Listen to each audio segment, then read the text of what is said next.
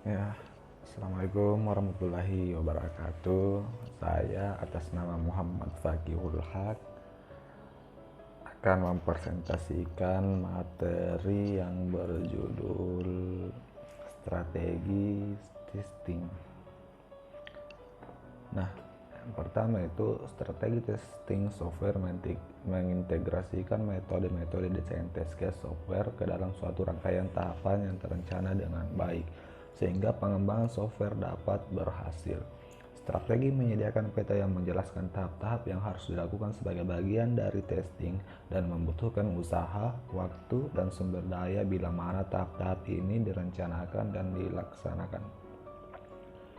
Nah, kemudian itu strategi testing harus menjadi satu kesatuan dengan perencanaan tes, desain test care, eksekusi tes, dan pengumpulan serta evaluasi data hasil testing. Nah, selanjutnya yaitu karakteristik umum strategi pengujian software. Yang pertama, pengujian dimulai pada level modul dan dilanjutkan terus hingga integrasi dan keseluruhan sistem setiap saat pengujian pengimplementasian teknik pengujian yang berbeda. Pengujian dikelola oleh pengembangan software dan untuk yang berukuran besar dikelola oleh grup penguji yang tidak terikat, dan kemudian itu pengujian dan debugging merupakan aktivitas yang berbeda, tetapi debugging selalu digunakan di setiap strategi pengujian. Kemudian itu testing dari low level ke high level. Sistem tidak diujikan sebagai suatu unit tunggal kecuali untuk program yang kecil. Kemudian sistem yang besar terdiri dari subsistem, di mana masing-masing subsistem terdiri dari modules yang dibentuk oleh prosedur dan function.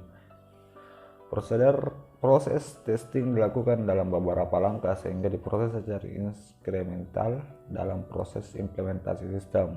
Nah, kemudian itu selanjutnya pendekatan strategis ke pengujian perangkat lunak. Yang pertama itu pengujian unit, yang kedua pengujian integrasi, yang ketiga pengujian validasi, dan yang keempat pengujian sistem. Nah, yang pertama pengujian unit berfokus pada interface desain perangkat lunak yaitu modul. Biasanya berorientasi pada white box. Interface modul diuji untuk memastikan bahwa informasi secara tepat mengalir masuk dan keluar dari modul yang diuji. Nah, selanjutnya itu test case harus desain untuk mengungkapkan kesalahan dalam kategori pengetikan yang tidak teratur dan tidak konsisten. Yang kedua, inisialisasi yang salah atau nilai-nilai default. Yang ketiga, nama variabel yang tidak benar. Kemudian tipe data yang tidak konsisten, dan overflow, dan pengecualian pengalamatan. Nah, kemudian itu integration test. Jika semua modul-modul software telah bekerja dengan baik secara individual, mengapa harus ada keraguan apakah modul-modul tersebut dapat bekerja sama dengan satu kesatuan? Integration testing adalah suatu teknik yang sistematis untuk membangun struktur program, di mana pada saat bersamaan melakukan testing untuk mendapatkan error yang diasosiasikan dengan antarmuka. Kemudian objektivitasnya adalah untuk menindaklanjuti komponen-komponen yang telah melalui unit testing dan membangun suatu struktur program dengan desain yang telah dituliskan sebelumnya.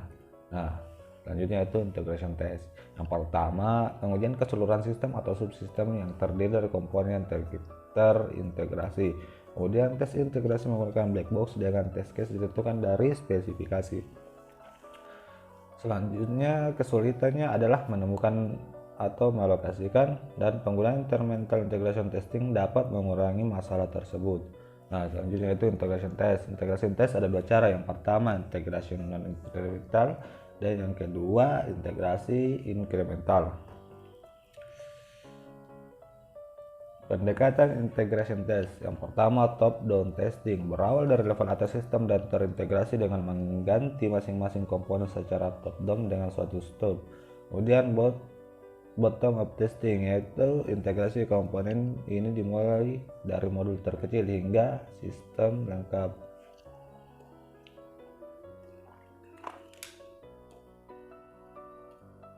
Nah, kemudian itu pengujian validasi.